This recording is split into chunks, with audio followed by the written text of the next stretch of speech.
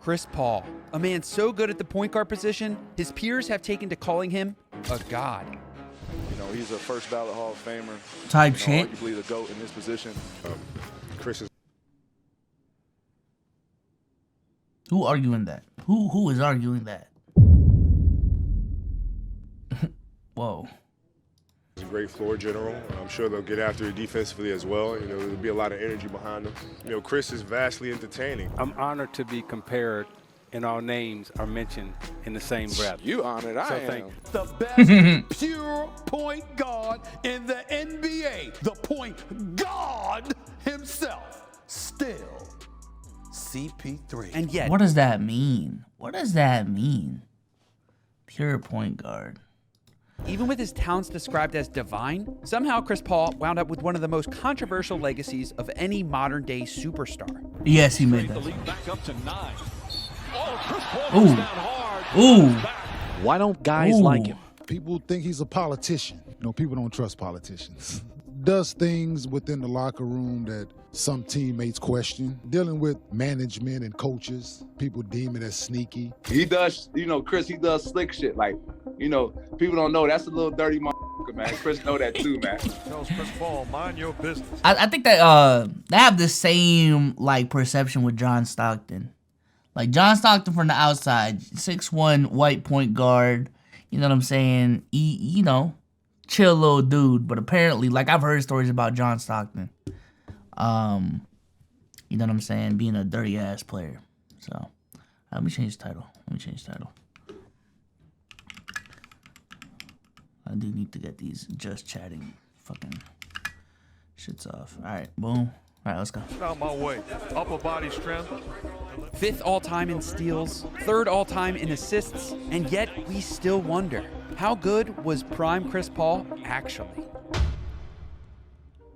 Born in Winston-Salem, North Carolina, Chris Paul, or CP3 as his family nicknamed him, was taught basketball by his father and his older brother, CPs 1 and 2 respectively. Under their tutelage, Chris became a talented AAU player and went on to average an impressive 25, 5, and 4 as a junior in high school. But even with the impressive stats, Chris didn't start to draw national attention until his senior year, when he put up an awe-inspiring 61-point game to honor the passing of his grandfather. Yeah, I've seen that. Going into the game, Chris kept his goal private, but spectators could sense something brewing when Chris dropped 24 points in the second quarter alone. Then, late in the fourth quarter, Chris stepped up to the free throw line and notched his 61st point, airballing the second shot on purpose. I knew that'd be crazy. This moment in time, this is something I'll never forget. And from there, Chris Paul's star That was a crazy airball, As by a the way. freshman in college, Chris won the ACC Rookie of the Year and was named a consensus All-American and led Wake Forest to their first ever #1 ranking. Then, having mastered college basketball after just 1 year, with the 4th pick in the 2004 NBA Draft, the New Orleans Hornets select Chris Paul from Wake Forest University. rookie Chris Paul took the NBA by storm, showcasing a natural... Yo, the point guard debates in like the late 2000s was so fun and funny looking back, bruh. Cause putting D. Will and Rondo in the same breath as Chris Paul, prime Chris Paul during that time, in hindsight was funny as fuck.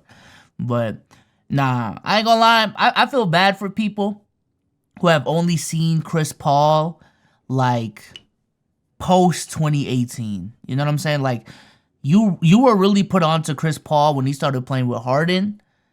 And then you watched him in Phoenix, you watched him in OKC, and now you watching him in Golden State, and that's like what you know of Chris Paul. You didn't even see like peak Lob City Chris Paul, and you didn't even see New Orleans Hornets Chris Paul. Because New Orleans let me tell you about it.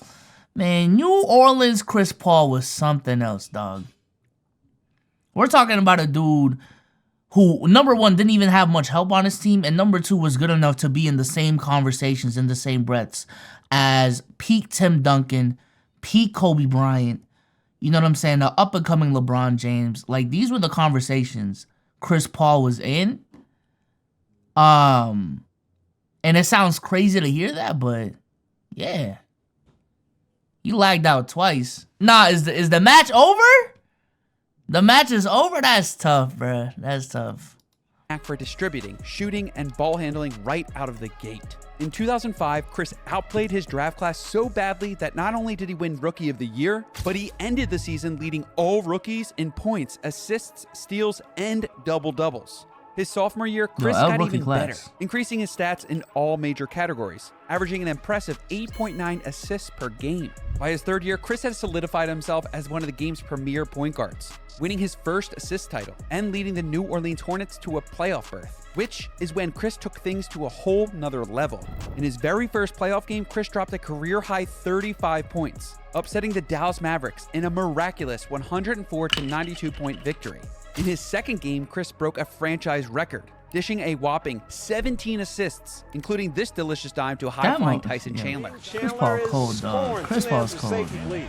With New Orleans taking down look at Larry. Look at Larry. Chris had proven himself and the Hornets a force to be reckoned with, making the playoffs in each of the next 3 seasons. And then, as often happens with stars in small markets, Chris Paul requested a trade. At this point in his career, Chris had clearly outgrown New Orleans. He needed a team with a better front office, a better roster, and by all accounts, that team appeared to be the Los Angeles Lakers. Heading into the 2011 trade deadline, a deal with the Lakers seemed all but certain. The league's best shooting guard was going to play beside the league's best point guard. It was almost unfair, which is exactly why the league's commissioner, David Young Stern, Adam vetoed Silver, it and set up another trade with Los Angeles' other basketball team, the Los Angeles Clippers.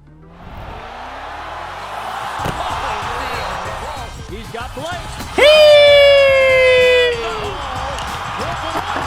Yo, bro, Blake is another one of those dudes. Again, I feel bad. Y'all didn't really see Blake for real. Like, y'all saw Blake in 2019, and hey, you can even argue that really is prime Blake. But y'all weren't watching Blake when he was dunking on motherfuckers every single night, dog. I understand why he did it, but like, even 2015 Blake, that's not the same Blake that I was fucking watching in 2014, 2013, 2011. Like, yo, Blake was trying to chop motherfuckers' head off, dog. Like, shit was crazy.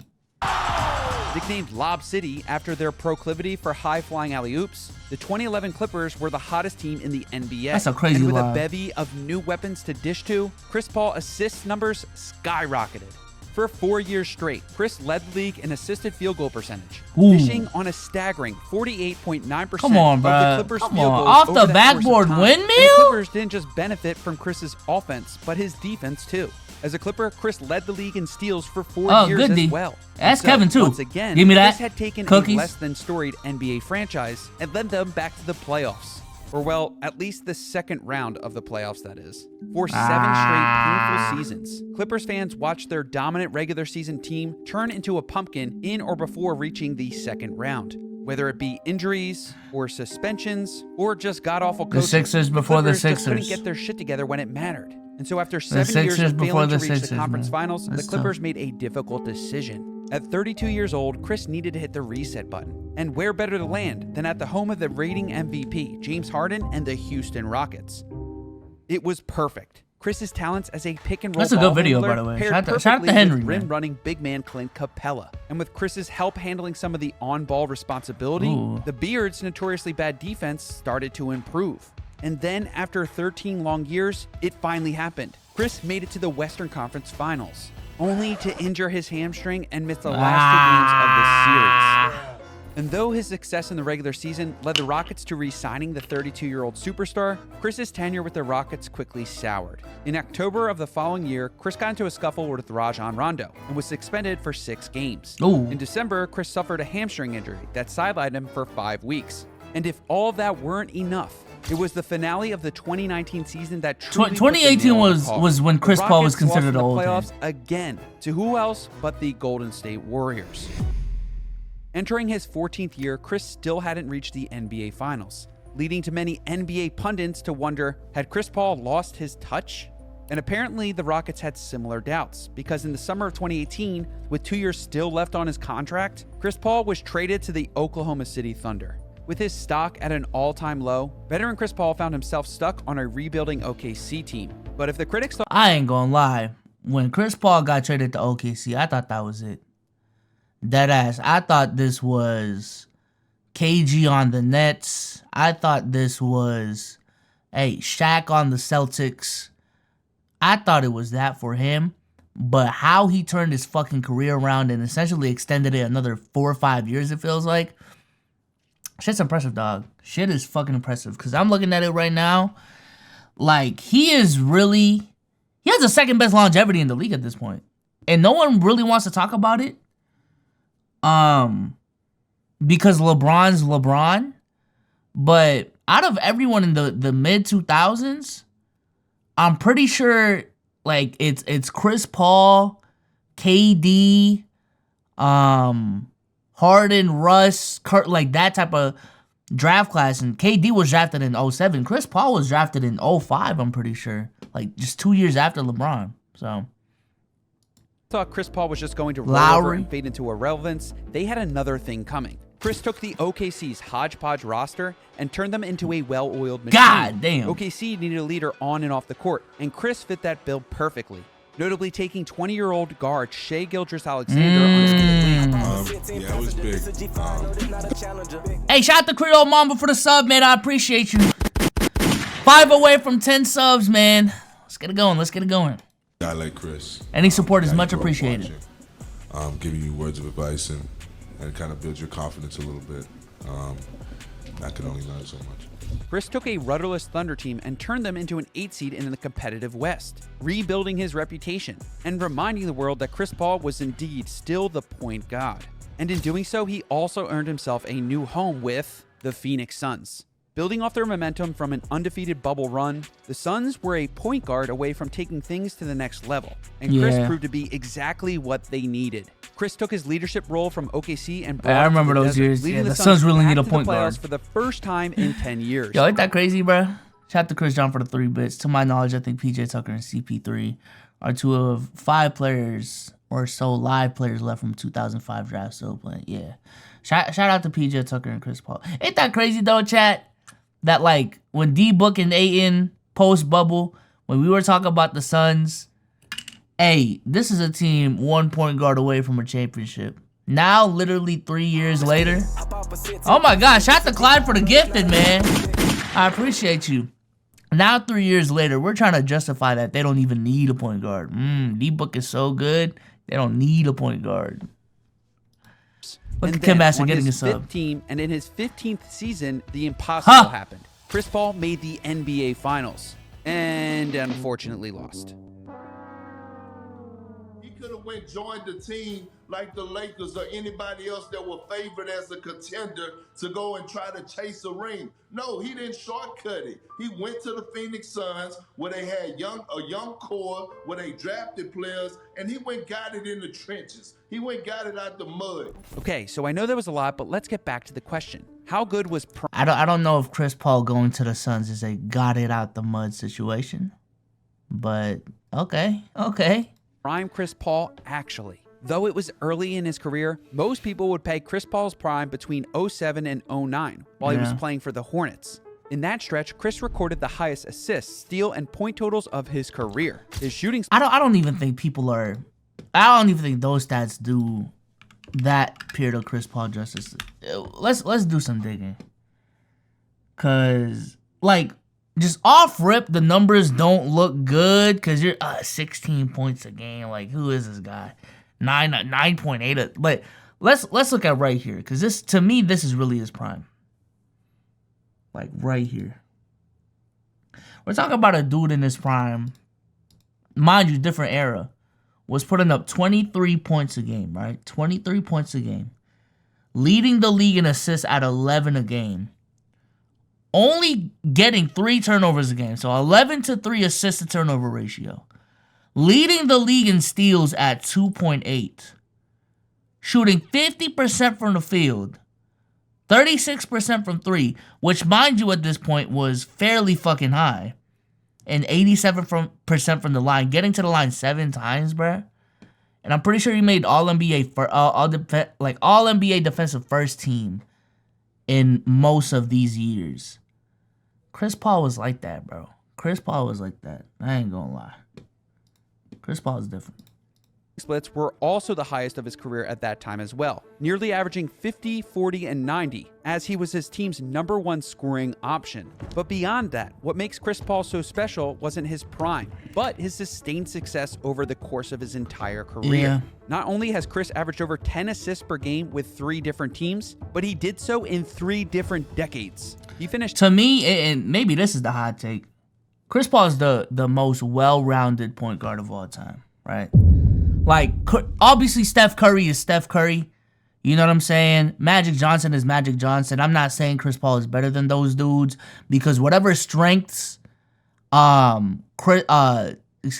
strengths Magic and Steph Curry had, they, took full advantage of it to the point where you can say that they're the top 2 point guards of all time. But Chris Paul, dead ass, bro. Thinking of a point guard, what can Chris Paul not do? He can facilitate at a high rate. He can play make at a high rate. He doesn't turn the ball over much. He can create his own shot. He can space the floor. He has a deadly mid-range game. He can finish at the basket, at least in his prime. Not at an elite level, but he can still do it. One of the best defenders in this position of all time. Can play the passing lanes. Win is crazy. Win is crazy. Now, I get it, though. But I'm just saying from a talent perspective, Chris Paul, to me, at the point guard position, is as complete as it can fucking get. Unless you want to count, like, LeBron at point. You know what I'm saying? At that point, you're kind of... Top 5 in MVP voting as a 21-year-old and as a 36-year-old. If that isn't sustained success, I don't know what to tell you. And so, even though he's never won a ring, Chris Paul's status as one of the best point guards to ever play the game is one of the best handles of all time too. I understand the thing that, like, I'm telling you right now, and it's such a hard hypothetical thing to do. But if Kyrie and Steph Curry did not exist, we would be gassing up Chris Paul's handles way more than how we're, like, gassing them up right now, bro. Because Chris Paul's handles are like that. It's just when you look at what Curry's doing and what Kyrie is doing, it doesn't look that impressive. But, yeah. Yeah, nah. Chris Paul's handles nasty as fuck. Got that ball on the fucking string. Unquestionable. From his leadership, to his playmaking, to his unquestionable heart, Chris Paul really is... You're good, John. ...the point god. W video, man. Yo, shout out to Henry Hoops.